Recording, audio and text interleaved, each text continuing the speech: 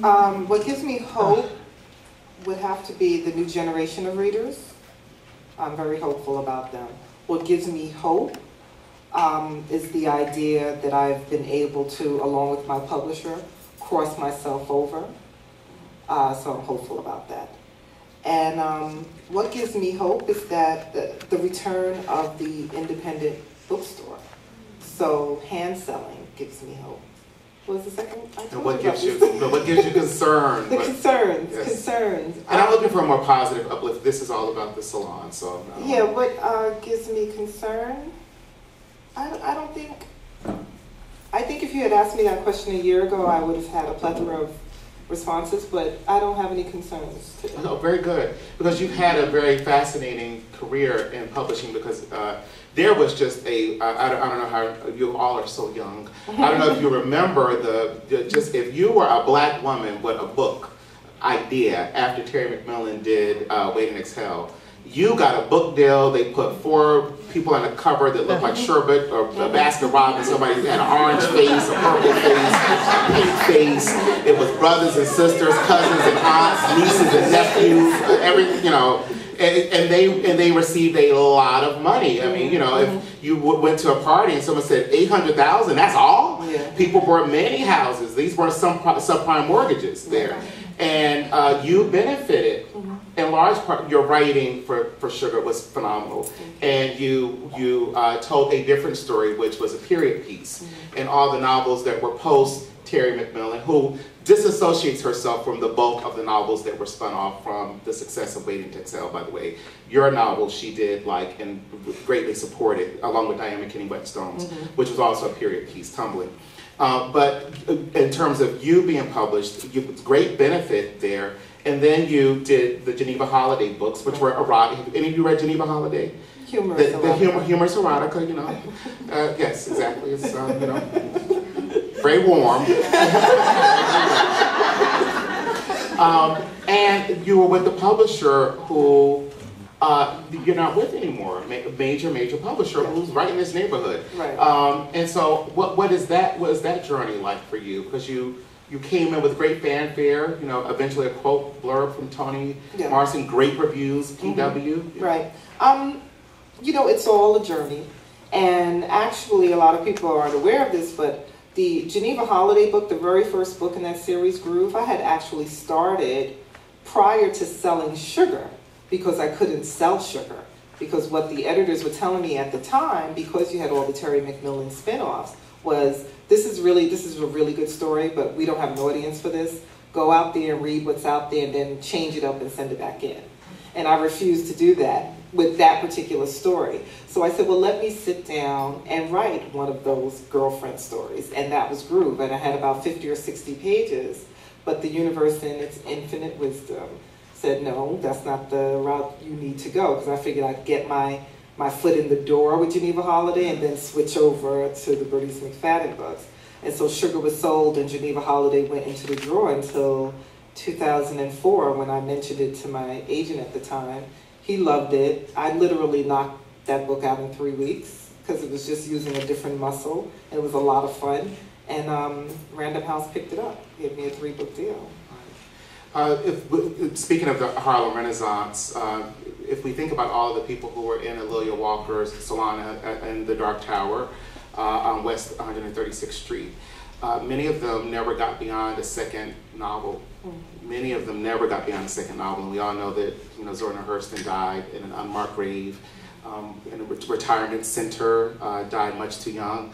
Their age is disputed between 59 and 61, diabetes, unrecognized, unremembered, remarkable talent. And if you look at many other African American women who were published post Terry McMillan, many of them never got beyond a second, third, fourth novel, which is scary. It's very sobering. And God bless Joyce Carol Oates and her 100 books. But we could get someone to that level with, I guess the key word is opportunity. And Dahlma, here you are with an incredible opportunity here with your publisher, St. Martin's Press. What gives you optimism about your first novel, your experience, and what are your concerns as a natural-born storyteller? what was the first one? Optimism. Optimism. Optimism. Yes, you can. Yes, you can. Yes, you can. Yes. That's that. Yes, I can. Optimism.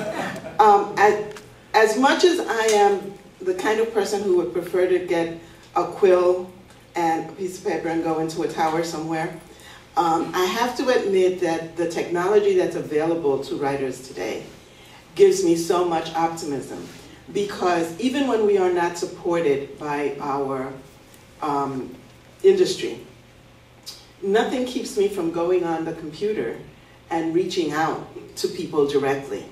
And I must say that my book has stayed alive for this past year, mostly because of women's groups, women's reading groups, both African American and Latinas, because of the American Library Association. I was a librarian and they have been very supportive of my work. And because of other connections that I have made personally. I think if I had sat down and waited for someone to do it for me, I would not be sitting here. You would have never heard of the book. People have said to me, well, you wrote the book, why should you go out? And the answer to that is because that book is my baby, and I refuse to let it die. And so I will do whatever I have to do, including learn about this machine that my husband loves and I hate in our library, but that machine has opened the door to get my book into homes that would never have known anything about it. So that's one of the things that I'm optimistic about. I am also very happy that even though my book in some quarters is seen as a Latino and or Black book, I've had readers from Fargo, North Dakota, and Billings, Montana, and people who have nothing to do with my culture, have probably never seen a Puerto Rican, much less a Black Puerto Rican, who wrote to me and said, your book has touched me. And what I set out to write was a universal book about a specific experience. And I stand on the shoulders of my ancestors, and I think one of the fortunate things is that I remember that I remember them, and that I refuse to let their journey go unnoticed. And the computer has allowed me to do that. What are some of my concerns? My concerns is that I am no longer 20, and I may not have enough time to write all the stories that I want to write. However, I'm dancing as fast as I can. You know, I'm writing every day, and something gets me up at 4 o'clock in the morning and says, write me a story. And so regardless of the impediments, regardless of the apathy, regardless of the lack of funds, regardless of our economic situation, regardless of all of that, I continue writing and I continue putting it out there, and people continue reading it. So that's a very hopeful message. Very good, and this is very good.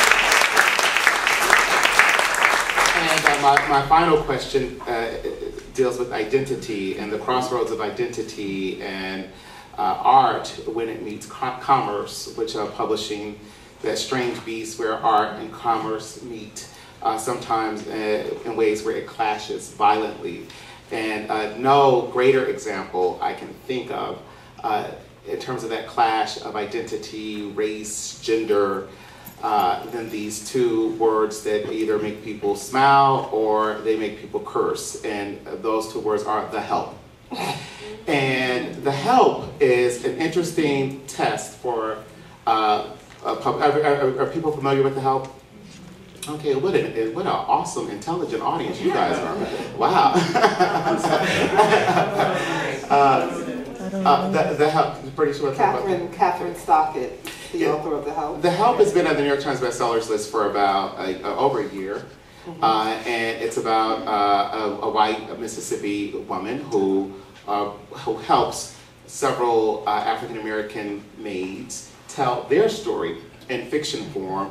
And the cover has three white doves, and just in publishing, African American authors, either it's the orange sherbet person, or and so when I got the novel, which they wanted me to put in essence, I was like, is this a novel about birds, or is it a feeding? They said, no, it's about 3 wonderful maids. I was like, well, where are they? Why don't I see them on the cover? So I was like, okay, so the maids are birds, or is this science fiction, or what is going on here? And just asking those questions, I wondered, because the publisher stayed with that book for a long time. They did. And what qualifies in terms of telling one story, in terms of race and identity and gender? Because what one of the questions that most offended Toni Morrison was, a writer asked her, essentially, are you limiting yourself by writing about Black women? And she was so offended by that. She said, because actually every other space in literature has been explored and explained except for the space of African American women. So she felt that that it was the richest terrain to write about, because it was so unexplored, it was so unexplained. There were centuries left of stories to tell about the African American woman's perspective. And we're not hearing, if you look at the New York Times bestsellers list, I just don't want to base everything on the Times bestsellers list, but if you look at the New York Times book review, if you look at the Boston Globe book review, if you look at the Washington Post book review, if you look across, you seldom see African American women writers in the numbers that we did in that short, glorious period in which we got sisters and cousins and brothers and aunts and uncles and cousins and all of that. We're seeing maybe 4 who are really reviewed every 6 months. And the novel that has most galvanized the public is a novel about 3 African American maids. Which, boy, we've never heard that story before, have we? Dahlma, I just have never, that's so new. The story of maids, I have never heard that story before. That's what shocked me, that no one had written about it yet, because I've never seen a maid in the public space. So the question, how do you feel about yourself as a writer, writing about race, gender, identity, and other issues there? How do you feel about the possibilities in terms of the commerce in this industry? Because it's quite clear that it's limiting, in some respects, for women of color still to have a wider audience when you think of the commerce, no matter whether it's an artful book or not. How do you feel about that, Bernice?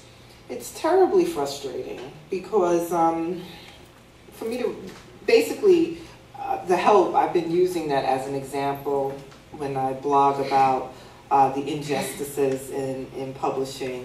And it's not anything against Catherine, because she wrote the book that she wanted to write. And she has 60 rejection letters for that. Right, and so I understand that as authors, as females, like, we're totally there. But what Penguin did for her, and we were all at the same publishing house, and we have to include Sue Monk Kidd in this discussion as well, and they basically have the same sort of covers.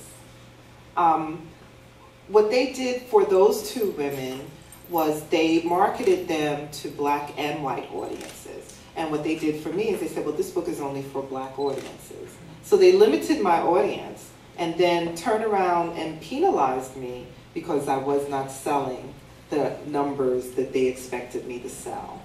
So yeah, that's a big issue for me. And Dahlma, this is your first, and it's quite a complicated novel. I mean, this is not. I mean, kudos to you. Cast of thousands. Yeah, and you do it brilliantly. Thank you, thank you. I feel that, first of all, I would also take offense, as Ms. Morrison did, because no one, I think, would ever say to Norma Mailer, why do you always write about white people? Why don't you write about other people? So just the question is offensive. But I didn't ask that question. No, you didn't. No, I'm glad you didn't. Like 40 years ago. But, the question was asked. For me, I feel that we're just beginning to scratch the surface of Afro-Latino literature in the United States. Since my book came out, I've met Afro-Latino Colombians and Afro-Latino Venezuelans and Afro-Latino Mexicans. And I think that historians have taken great liberties in the stories they chose not to tell. And so it's time for, this is an African, and I don't know what country in Africa, but saying is, you don't know what happened on the hunt until you can speak to the lion. And I think it's time that the lion started roaring. That's a wonderful note to end my discussion. Now I'd like to hear from you. So Cynthia, could you raise your hand with the microphone, yellow microphone, and Femi has the red microphone. If you have a question, please don't follow my lead with the comment before the question. I love nothing more than a manifesto and a comment and a statement. But if you can just keep it to a question, one question, because we want to hear from as many of you as possible to these two great talents. Hello, my name is Laura Tucker, and you two are a great inspiration. I'm getting your book. I have read your books. I have a library full of books, but I'm a poet. And I self-published my poems because I didn't even think about going to a publisher. Because poetry for a person that looked like me, poetry for a person that looked like me is hard to even market.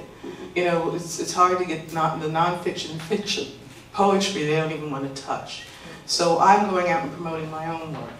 The interesting thing I wanted to share with you was that I also teach ethnocultural issues and social work at NYU. So I've been involved for over 25 years in cultural diversity and race relations. And what I see, I use examples and quotes from literature to educate a lot of European students on understanding the pathology of racism, sexism, heterosexism, isms, let's say. Ageism. Ageism, ableism, you know, hairism. And the dialogue that I try to do is to tell them that through the writing, you can learn someone's world, and they have to do their homework.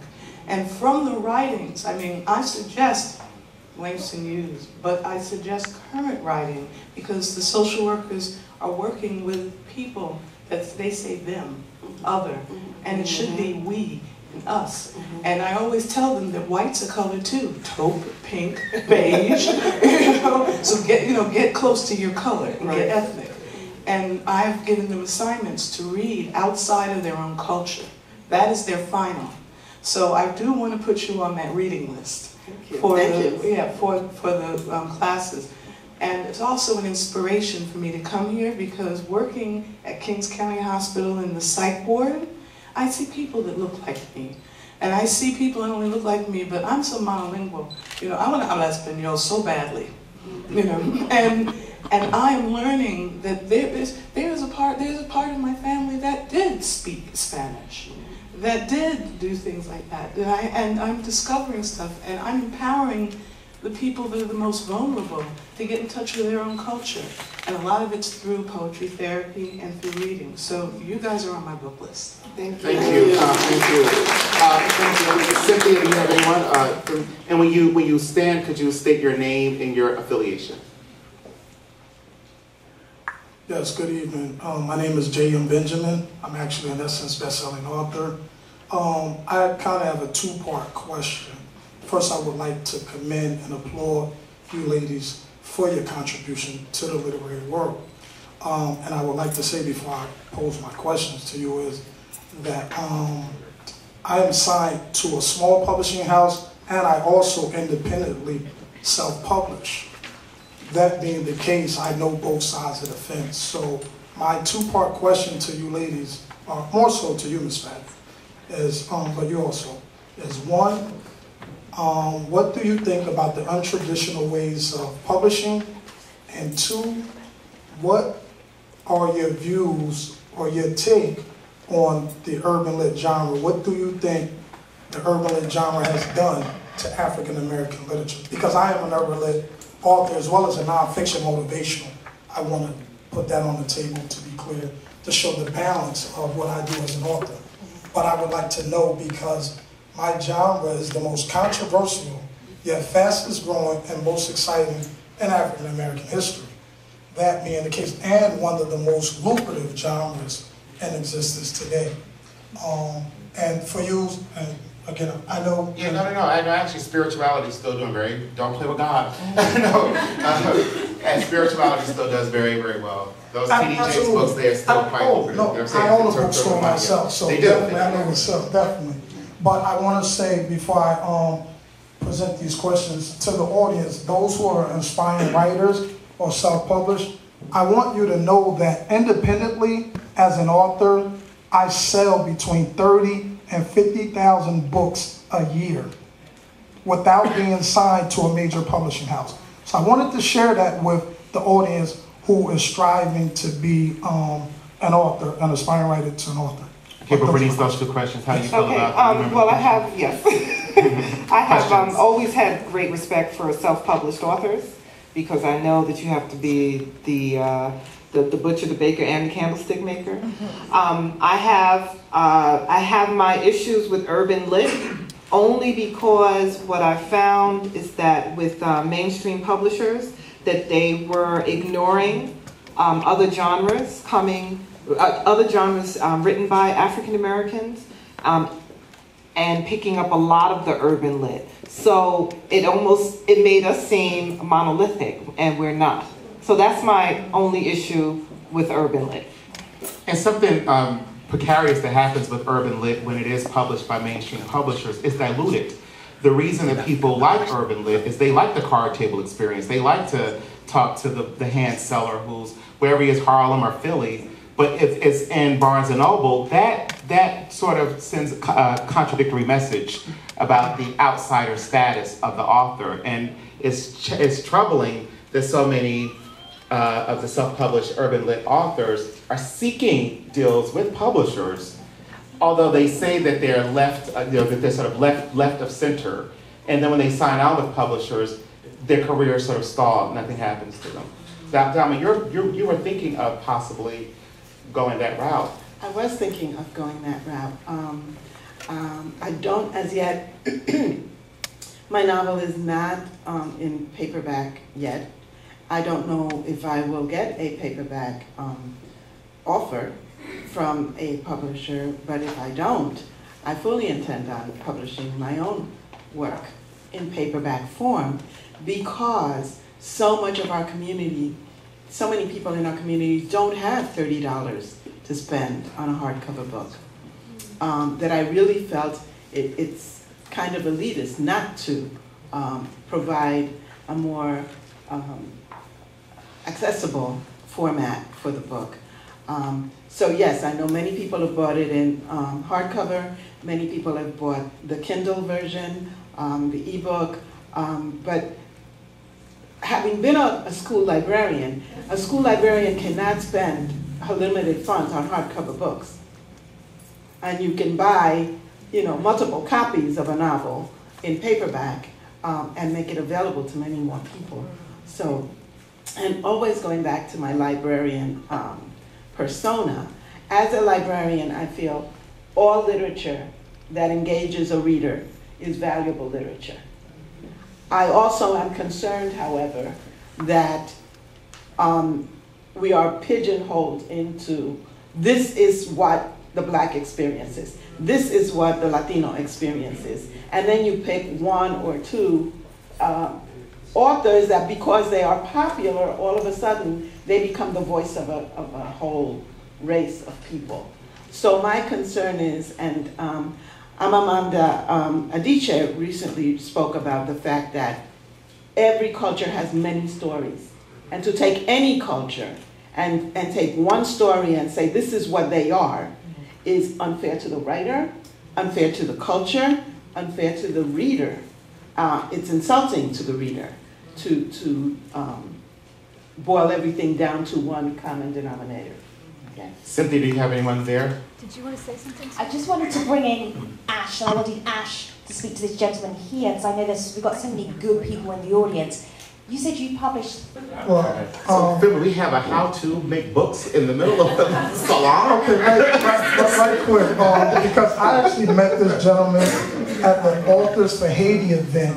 We did an event, and a gentleman who was of Haitian descent is an author, and he put together an event, and he reached out to 500 plus African American authors to attend so that we can donate the money to Haiti. Needless to say, only 20 showed up. I was one of the 20. I sold about 60-something books that evening, and I donated all proceeds. I met that gentleman there. When I said 30 to 50,000, really downplaying myself, I mean I sold those. And what I mean by I sold those, this brother sees my van, which is a wrap vehicle, in New York every day. I don't live in New York.